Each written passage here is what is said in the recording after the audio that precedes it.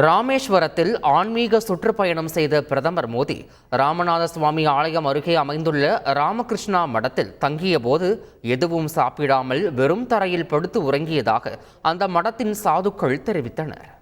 எல்லா ரூம்லேயும் கட்டில் இருக்கும்.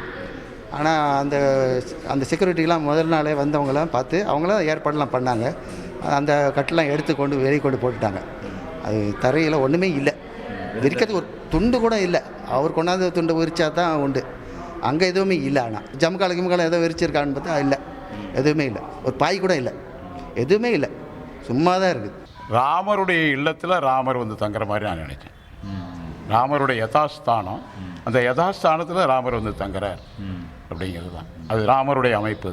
இங்கே ஒன்றும் சாப்பாடு நாங்கள் ஒன்றும் எதுவும் கொடுக்கல. இளநீ சாப்பிட்றாரு சொன்னாங்க. இளநீ மொத்தத்தில் கேட்டிருந்தாங்க. அந்த மொத்தத்தில் கேட்ட இளநிகளை அவங்ககிட்ட ஒப்படைச்சிட்டோம். எல்லாரிடத்தையும் எங்களிடத்துல அத்தனை பேர்த்துக்கிட்டே ரொம்ப அன்பாக நடந்துக்கிட்டார். பிரார்த்தனையில் கலந்துக்கிறதுக்கு அந்த டைமுக்கு முன்னே வந்தார். வந்த உடனே அவரையே ஆரத்தி காட்ட சொன்னோம். ஆரத்தி காட்டினார். ஆரத்தி காட்டின உடனே அவருக்குன்னு சேர் போட்டிருந்தோம்.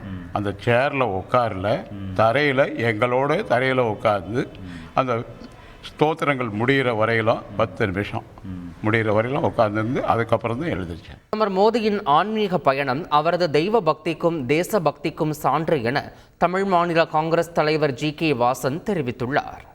ராமர் கோயில் அயோத்தி திறப்பு விழா என்பது ஒரு வரலாற்று சிறப்புமிக்க நிகழ்வு இந்தியாவிலே. அது ராமர் கோயிலாக இருந்தாலும் சரி, மசூதியாக இருந்தாலும் சரி, ஆலயமாக இருந்தாலும் சரி, இந்தியாவினுடைய கலாச்சாரம் பண்பாட்டிற்கு எடுத்துக்காட்டாக இருந்தால் அது இந்திய மக்களுக்கு சம்மதம் என்பதிலே மாற்று கருத்து கிடையாது. அந்த வகையிலே பிரதமர் அவர்கள் 2 நாள் ஆன்மீக பயணத்தை தமிழகத்திலே மேற்கொண்டிருக்கிறார். குறிப்பாக ராமர் சென்ற கோயில்களுக்கெல்லாம் செல்வது என்பது ஒரு தனி சிறப்பு. அவரது தெய்வ பக்திக்கும் தேசபக்திக்கும் இது எடுத்துக்காட்டு என்று நான் கருதுகிறேன்.